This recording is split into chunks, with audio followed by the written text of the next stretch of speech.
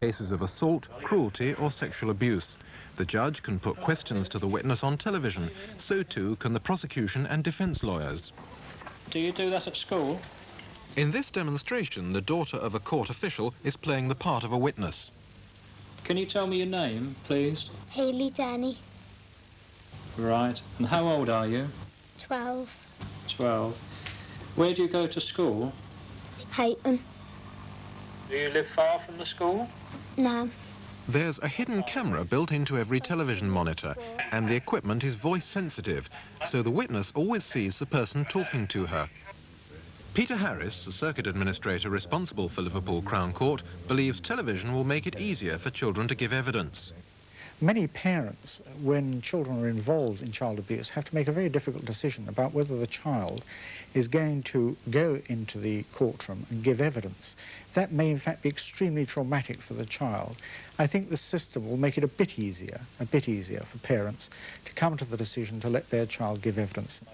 It's up to the judge to decide if these live links can be used in each individual case. But the government is seeking expert advice on whether the courts should see recorded video evidence. An interview filmed immediately after an attack could be misleading. Indeed, supposing a video recording is taken immediately a child goes into an interview room, whether at a police station or in a hospital, we would have to be very certain, for example, that the camera was picking up everyone in the room, that there wasn't someone making signs to the child, indeed that the questions which were being asked were not leading the child. And then, of course, how was the video film edited? All those sorts of issues. That's why we need expert legal advice. We've got to get the balance right between the interests of the child and the interests of the defendant.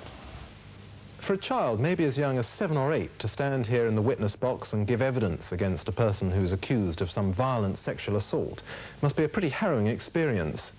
But it's a lot less frightening sitting in a little room and talking to a television set, even if it is one of those rare sets which, as every child would imagine, can actually answer back.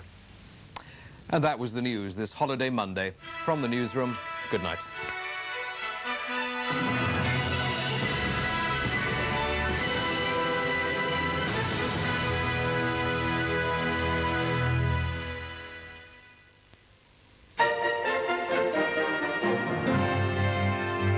In a special series of reports this week, Breakfast Time is in the Falklands, meeting the children at the centre of a military offensive, assessing the locals' reaction to a new invasion by tourists, and finding out how the humble squid has turned a war zone into a gold mine.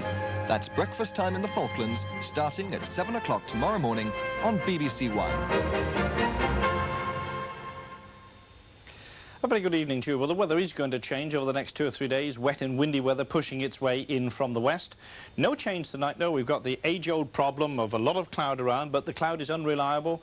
Where it breaks up, there's a chance of some fog and frost. Where it doesn't, you won't get any. And looking at the satellite sequence, you can see that there has been a break in the cloud coming in from the continent through today into the southeastern part. Another great clear area sitting up in northern areas. The clouds like that at the moment, then this is where we're most likely to get some frost tonight, but down here in the southeast, I think there could well be a few mist and fog patches, perhaps even just a touch of frost now and again, but no frost on the western side.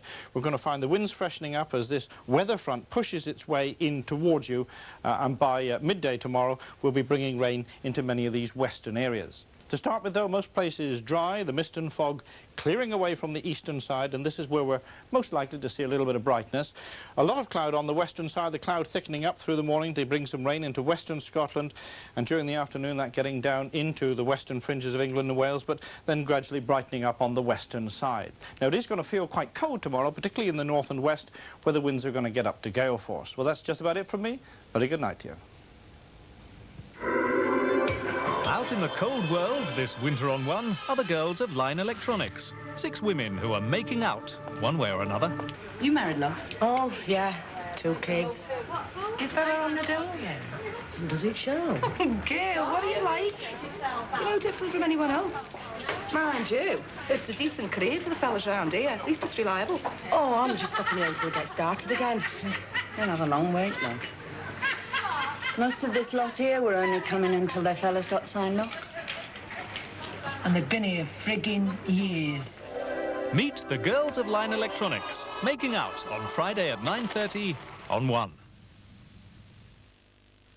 Tonight at 11:25, the movie classic stars Betty Davis, Anne Sheridan and Monty Woolley in the amusing tale of the man who came to dinner and rather outstayed his welcome. And now, Mary Webb's touching and powerful story of a young woman's courageous fight for dignity and love in a cruel world of harsh poverty, ignorance and superstition. Precious Bane.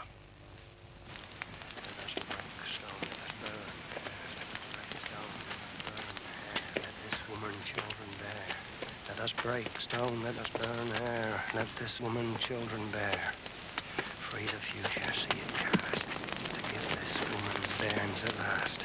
As she is young, as she is strong, she shall quicken for too long. Free the future, let it cast. To give this woman bairns at last. She is young, as she is strong. Let her not wait over long. We have broke stone, and now burn hair. Make this woman children bear. Conceive for too long. Free the future.